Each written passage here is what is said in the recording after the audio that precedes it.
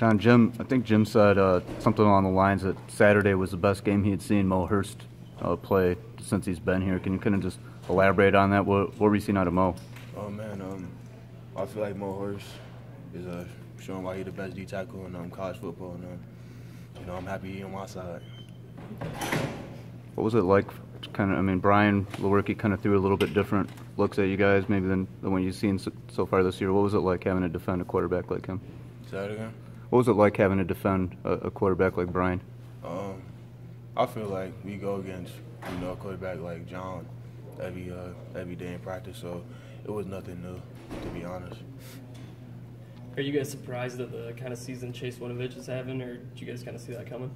Oh no, Chase a baller, Chase a beast. Like I said, he's one of them crazy people that keep on going. He don't get tired. So I already knew he was gonna have a big season. His best game is yet to happen. So just keep your eyes open.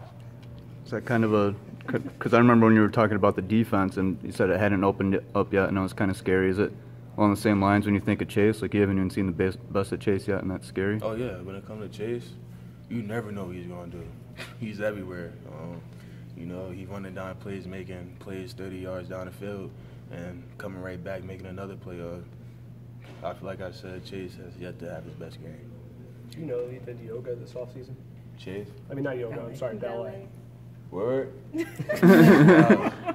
guess I shouldn't have told you that. Okay, but he did do the recital, though, so he's good. Now that I hear him, like, yeah, Chase would do something like that. But, that's interesting. Is that ever something you'd consider? No. Not at all. Not even for the extra flexibility and. I do yoga for that. I don't know about ballet. I'm too big. Chris just described a heightened level of intensity in practice, at least in the drill for stripping the ball and fumbles.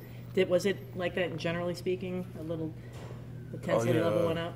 Yeah, this week, I feel like as a defense, we have to improve, cutting less mistakes, and that's our mindset.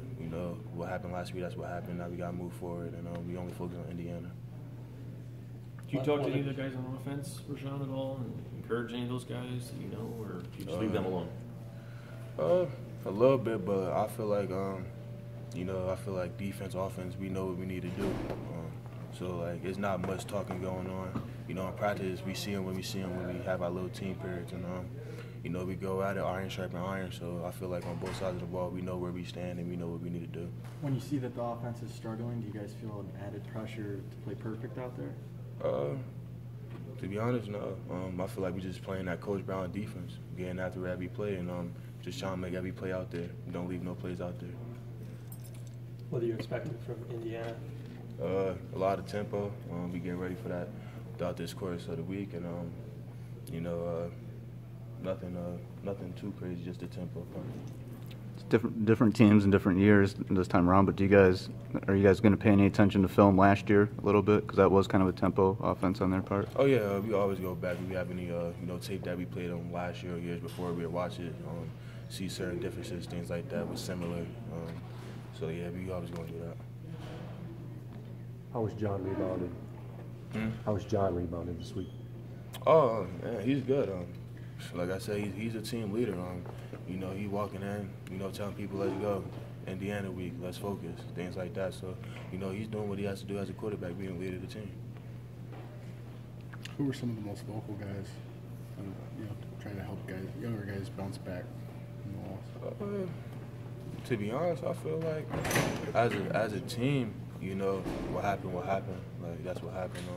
No one's really stuck there. Like I feel like people today, how we came out and attacked practice, it seemed like we forgot about it. So I feel like everybody's on to the next week, so it's not much talking going on. Sean, what have you noticed out of Josh Metellus? I mean, he said he was pretty. He said he was emotional, and took that loss seriously, but at the same time, it kind of seems like matured over the past year or so. I mean, what have you seen out of Josh? He's a beast. There's not much I could say for him. Like, every play he plays like it's his last, man. As you seen after the game, he was emotional. That just shows you how much this game means to him, and I love playing with him. Jim was saying that he's a player favorite, a coach favorite. I mean, I guess what is your feeling? I mean, what's your relationship like with Josh? That's my brother. I live I lived with him over the summer. I worked out with him. You know, I sweated with him, cried with him, bled with him. That's my brother. Where have you seen the biggest improvement out of him? Out of him, just coming along, being a leader, being more vocal, just how we're supposed to be as a defense. The other day, the radio show, Devin Bush said that at the end of the week, Don Brown sort of puts his hands together and meditates. Have you seen him do that? Nah, but like I could picture it just because he's so pumped up on that Saturday, going through pre-game meetings, things like that. So I already know he's that type because he's a little antsy. So if he is doing that, I'm not surprised. What's his message to you guys, Rashan, after you play? I mean, you play really well as a defense, but you still lose the game. In your defensive room, what is Coach Brown saying to you guys? Not good enough, or what is he saying? Is it more? Or? He was just saying we have to play our perfect game. As a defense, we've been doing all right, but we just gotta step it up. As you've seen, mistakes was made, and they capitalized on them. So I feel like coming down, we just gotta cut down on mistakes and just play defense how we play defense. We was thinking too much, things like that, and after that talk, we back doing what we doing, and that's just running to the ball, making plays. Was that the most physical offensive line you faced this year?